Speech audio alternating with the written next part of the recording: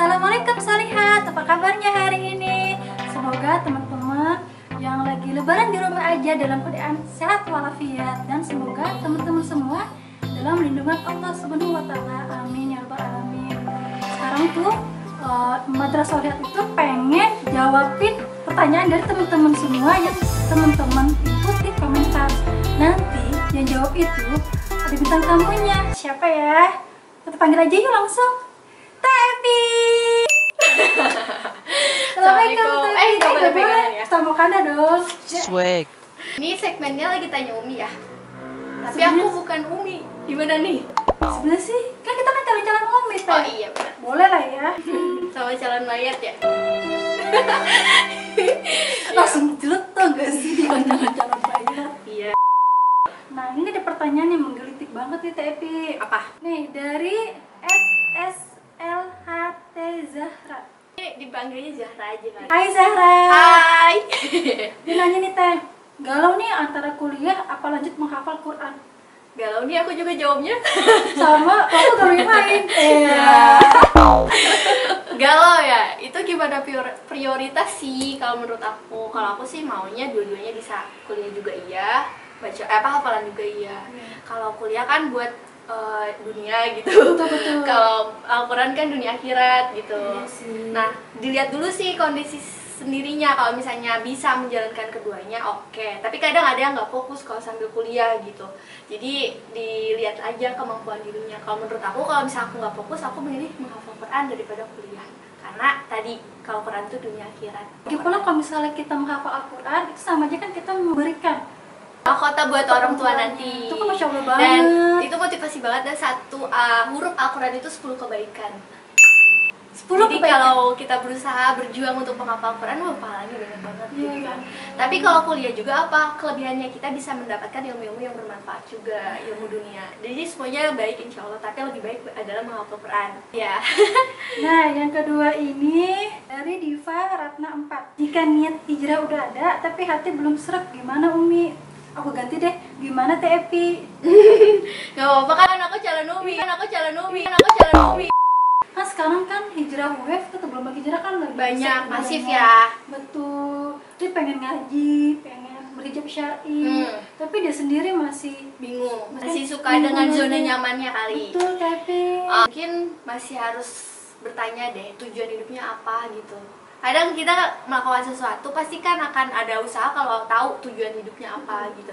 Nah, Kavita nih tujuan hijrahnya apa? Ya aku apa ya, mengharapkan ridho Allah sih. Tuh, Masya Allah kan. Jadi udah standar kita ridho Allah. Apalagi di situ Allah udah pernah jelasin surat Az-Zariyat ayat Allah tidak menciptakan jin dan manusia kecuali untuk apa? Beribadah Beribadah. kepada Allah. Jadi tujuannya udah gitu tuh, hijrah itu untuk beribadah kepada Allah gitu.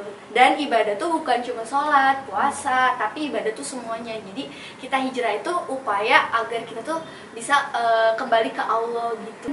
Sebenarnya sih kadang kita itu memaknai sesuatu itu berbeda-beda kayak takwa. Takwa kan biasa kita pahami mengikuti perintah Allah dan menjauhi larangan. Itu kayak biasa aja gitu kedengarannya. Tapi kalau kita ganti perspektifnya, takwa itu adalah menyadari bahwa Allah itu selalu melihat kita. Jadi kita tuh akan takut kalau misalnya kita melakukan dosa.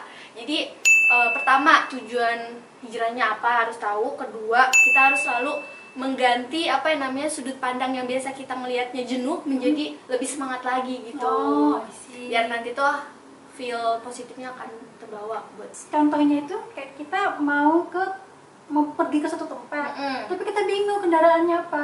Kalau salah kendaraan nanti yang dia bisa nyasar. Betul. Makanya kita harus pintar-pintar cari kendaraan supaya tujuan kita sampai. Iya, Salah betul. supaya sampai ke tujuan.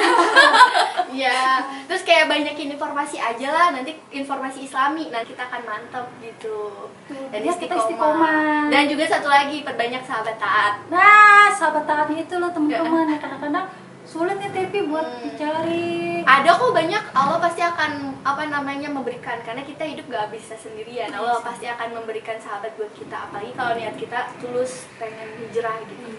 Karena kan aku pernah dengar sih kalau misalnya kita mau mengganti kehidupan kita hanya untuk Allah, pasti Allah akan mengganti pula Betul. apa-apa yang hilang dari kita. Itu kan Betul. Jadi buat Diva jangan ragu lagi buat hijrah. Emang niat baik itu pasti selalu Allah catat pahalanya. Pahalanya. Tapi kalau misalnya kita nggak ada action, bisa maju bohong. Nah, next question itu dari Arofah_Dwi31. Assalamualaikum TEPI. Izin bertanya, bagaimana bisa memaafkan kesalahan orang dengan rasa ikhlas?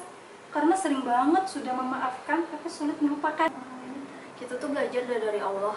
Allah maha mau maafkan hambanya. Allah tuh kan maha Ghafur. Ghafur itu artinya juga banyak dan luas gitu.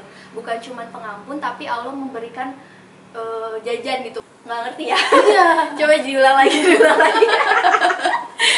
Maaf ya. Ghafur itu maknanya luas, bukan cuma maha pengampun. Tapi ketika kita meninggalkan apa yang Allah larang, gak cuma memaafkan tapi juga mendapatkan pahala. Tuh kerennya Allah. Jadi kita harus banyak belajar dari Allah gitu. Sekesal apapun kita sama teman kita, ya kita harus terus memaafkan gitu. Karena apa ya, pernah dengar sih apa yang paling jauh dengan kita itu adalah masa lalu. Kita nggak bisa balik lagi ke masa lalu gitu. Dan balas dendam yang terbaik adalah berbuat baik dan memperbaiki diri. Itu akan tenang dan akan lebih bahagia gitu, happy. Betul, itu salah satu hadis Ali bin Abi Thalib ya. Oh gitu. Balas dendam terbaik adalah memperbaiki diri sendiri. Iya, jadi selalu melakukan yang terbaik buat siapapun gitu. Ya, siapa sih yang bisa ngelupain kalau kita pasti disakitin kan? Nggak bisa kan ya. Ikhlas itu bukan karena udah ikhlas kok, udah ikhlas, bukan. Tapi dengan kita berpasrah diri kepada Allah, dengan kita berniat melupakan segala kekurangannya, kesalahannya, dan mengharapkan hanya dia pahala dari Allah, insya Allah itu namanya ikhlas kan ya. Betul. Jadi nggak ada lagi deh dengan istilah gue udah maafin tapi gue nggak bisa ngapain, udah nggak ada lagi ya. Jadi yang namanya kita sudah memaafkan berarti sudah mengikhlaskan atau sudah melupakan kesalahan orang tersebut. Ini juga aku mau tambahin ya, ketika kita duduk di antara dua sujud kita suka baca Al-Maghfirli gitu kan. Nah kan yang terakhirnya itu kan wa'fu anni, maafkanlah segala kesalahanku. Allah itu maha pemaaf kepada setiap hambanya. Sejatinya manusia tidak boleh berdendam kepada manusia yang lain. Apalagi soal akidah yang sama gitu, kita nggak boleh gitu. Jadi intinya harus meminta sama Allah agar Allah mampukan kayak gitu. Jadi kita mampu lupa lah sama masalah-masa lalu. Jadi buat kita semua, kita harus punya mindset bahwa orang itu tidak bermaksud untuk menyakiti kita. Kadang iya. Bisa jadi orang itu lupa atau nggak sadar lah ya. Sadar. Jadi tugas kita kalau kita tersinggung nih, Tepi, tadi Tepi tuh nyakitin aku tahu. Oh maaf, nggak sengaja, aku nggak sengaja. Gitu. Itu bagus. Jadi tuh kita namanya komunikasi dua arah. Jadi Tepi tahu kesalahannya Tepi dan aku pun jadi lega. Itu kan lebih enak daripada kita mendem. Tapi bener, tentang memaafkan ini juga ada salah satu ahli ibadah, tapi sama Allah dimasukkan ke neraka. Kenapa? Karena dia jarang memaafkan orang lain. Gitu. Jadi PR-nya setiap kita mau tidur, kita harus selalu memaafkan orang lain. Betul. Biar kita tuh besok lebih baik lagi. Kita bisa belajar. Emang memaafkan itu emang gak gampang. Tapi kita berusaha dan minta kepada Allah agar Allah mampukan. Karena kalau kita berdoa sama aja kita kayak naik sepeda itu nggak sih? Betul. Kalau misalnya kita naik sepeda terus kita nggak kayu, sama aja bohong. Tapi kalau kita naik sepeda terus kita kayu, insya Allah itu bakal berjalan. Gitu ya teman-teman. Terus next question.